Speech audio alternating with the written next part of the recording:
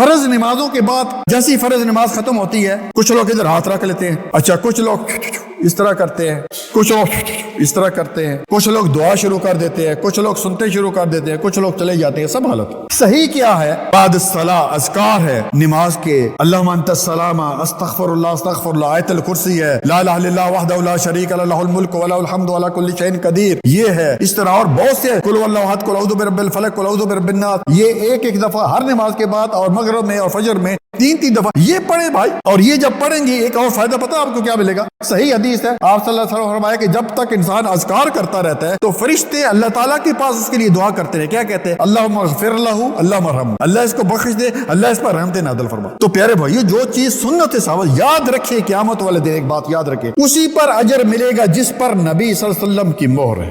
رسول اللہ صلی اللہ علیہ وسلم کے طریقے پر جو عبادت کی ہوگی اسی پر. یہ نہیں، بہت سارے کیا لوگ کہتے ہیں اس میں حرج کیا ہے.